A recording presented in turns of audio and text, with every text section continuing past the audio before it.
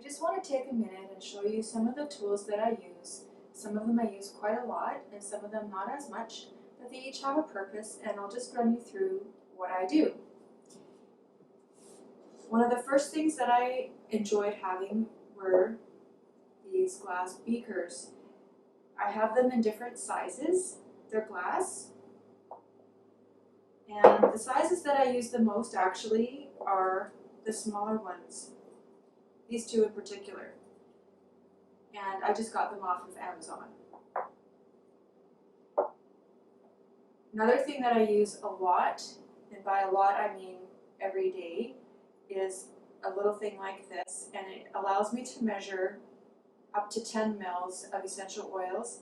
What I like about this is that I can add it by that and measure it that way when I'm doing my essential oil blends, or I can also do it by weight. So for that, I would use my digital scale, and I have that scale, and I also have a bigger one that I use.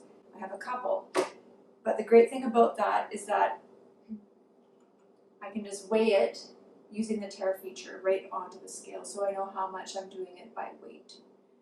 Another thing that's useful is sometimes they're called weigh boats, and it's just a thing that you can weigh out your dry ingredients like beeswax or powders or things like that, and it's just so that you don't get your scale dirty.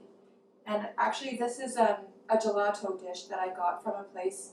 It was disposable and I use it all the time. I just keep using it for that. You can get those, you can use any found object to be a weigh boat actually. Another thing that you can use, this is a spray bottle. It's glass. I use this to make toners and spray mists. This is what I mean by a flip cap.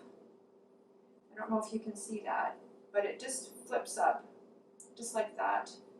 And it allows you to direct your application. So if you were doing a hair application, then you could just use it for that. This is what's called a disc cap. And it just pops open and it allows you to pour from that.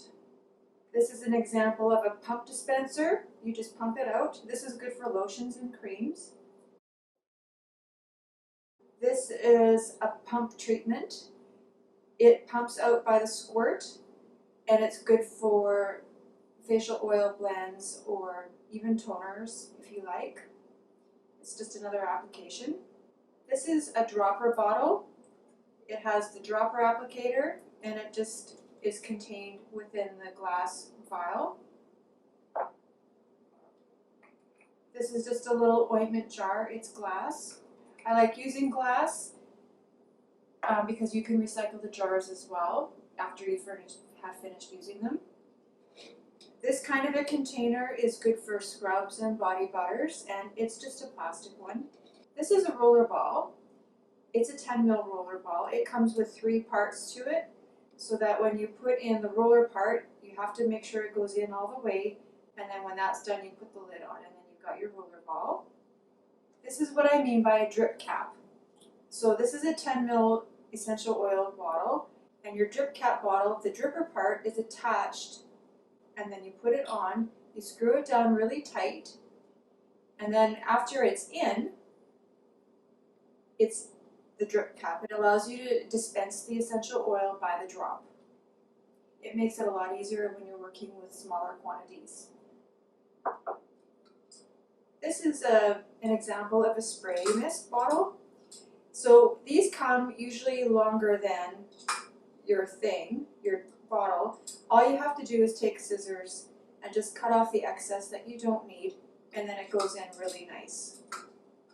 Another thing that I use a lot is a disposable pipette, and what that allows you to do is take a small amount of something and dispense it into your other thing that you're using. Another thing that I use all the time is a funnel. This one's just a plastic one. I have several. This is just the one that I use the most often. So basically what it allows you to do is transfer your mix directly into your bottle, especially if your measuring container doesn't have a spout. What I like about the beakers is that they have this spout. It makes it a lot easier to get stuff into a container. When you get to be more advanced, you'll probably want to invest in a pH tester. That's what this does.